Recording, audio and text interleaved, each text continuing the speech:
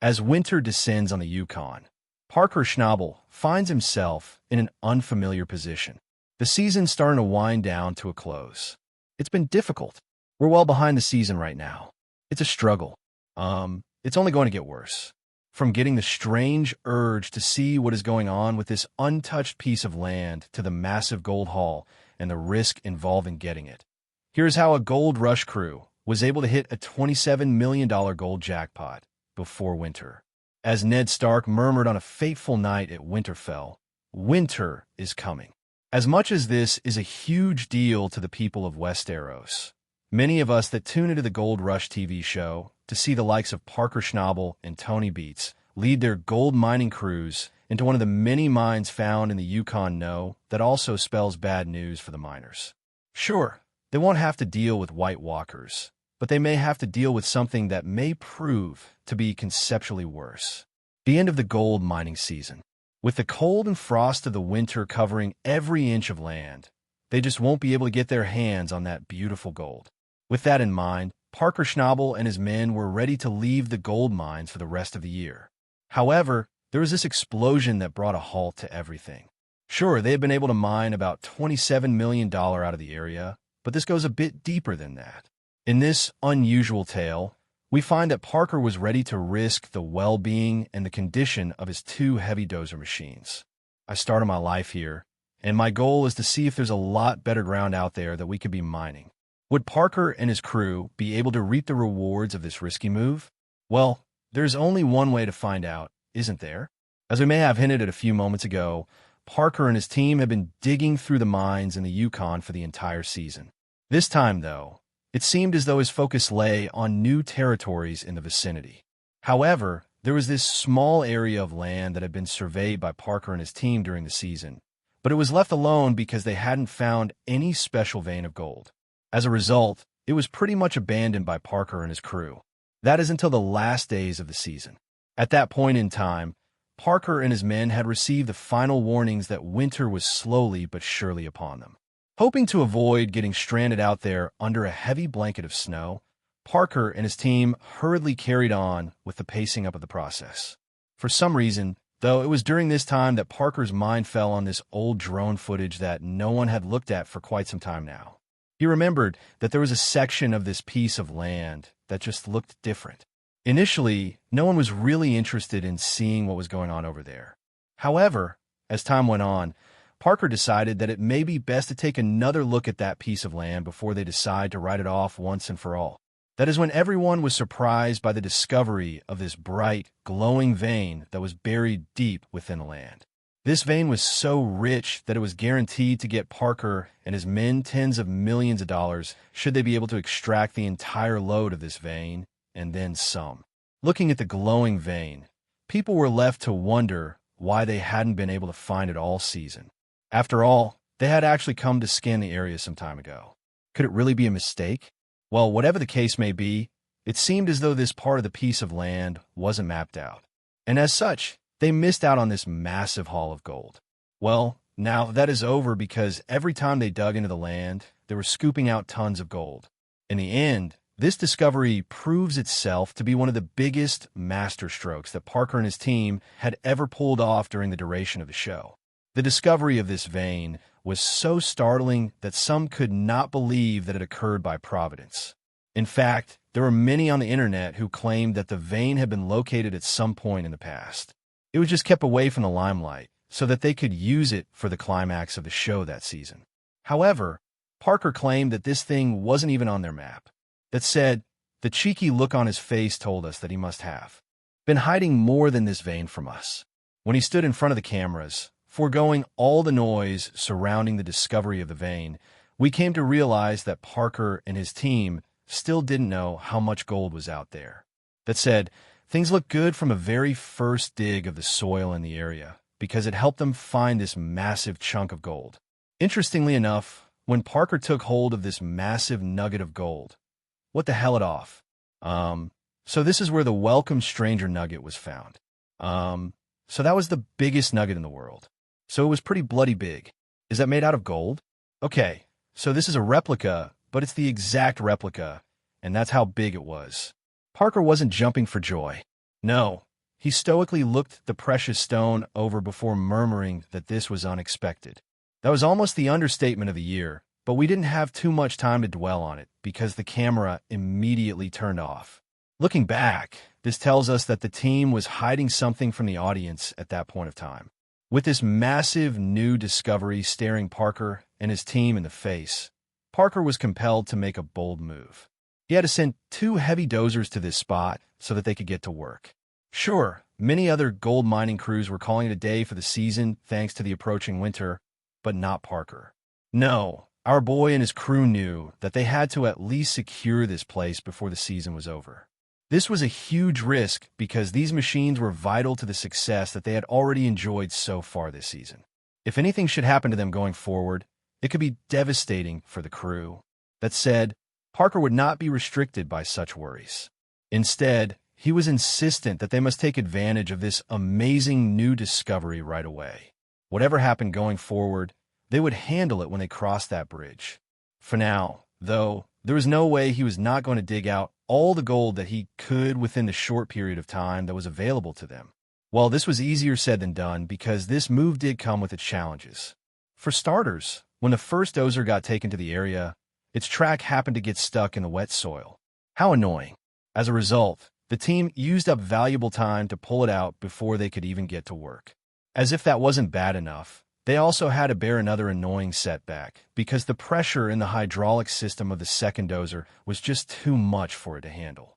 As a result, the team had to stop work again because a pipe just happened to explode due to said pressure. A splintered tree branch punctured a hydraulic steering hose, disabling the loader. I would say there's not much of life left in that. No, none whatsoever. Well, I'd still like to get a trauma test done.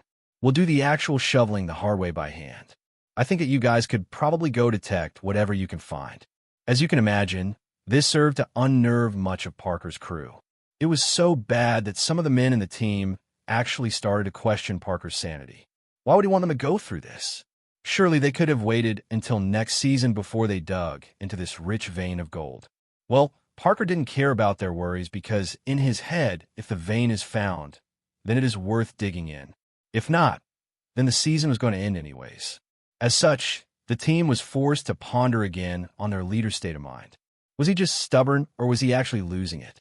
Whatever the case may be, Parker would end up having the last laugh because he and his team would walk away with almost $30 million worth of gold.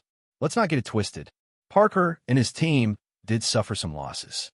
For example, they lost a good amount of money working on the maintenance of the equipment that got damaged when they were working under those unfavorable conditions.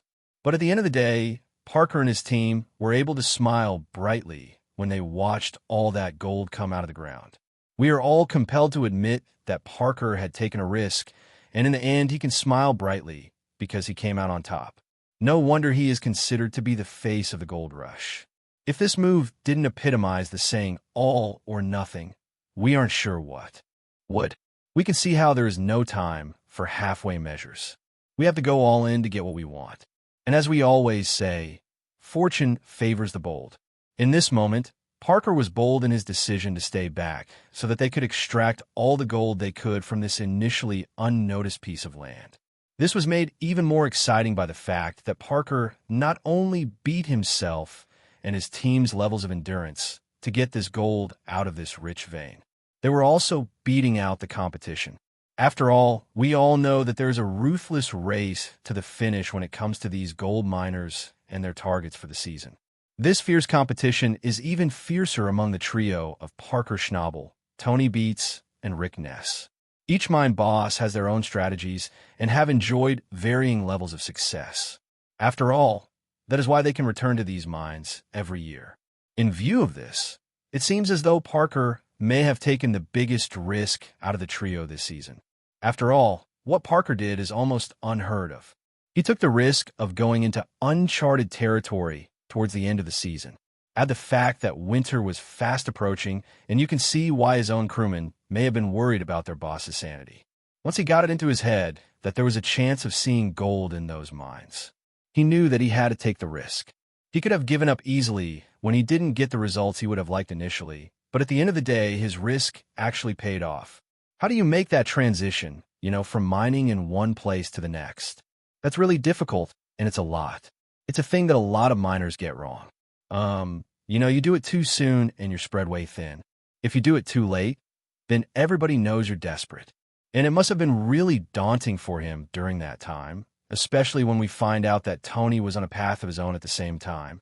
In contrast to his younger rival, though, Tony decided that he was going to take on a known vein of gold.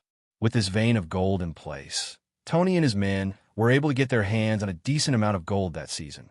Safe and sure, yes, but not as profitable as the risk Parker took when he went after that rich vein of gold. In fact, he was already making some sure but steady success of his own that season. He just could not resist the urge of looking into that untouched piece of land so that he could see what may be down there. Now Parker and his men are looking at a gold haul worth almost $30 million. Isn't that truly amazing? With that, you could actually say that Parker was the winner of the season. Sure, other crews enjoyed their own levels of success, but Parker and his team, with their risky moves, proved to be the ones to come out on top of this mining war this year. As much as Parker and his men were able to get their hands on millions of dollars worth of gold while they were mining away that season, it would be remiss if we failed to mention that some rather strange things were found along the way. To be honest, we must mention that during such digs, crews are known to dig out some of the weirdest stuff while they are out there. This time, though, they were surprised to come across a strange, black, shining object.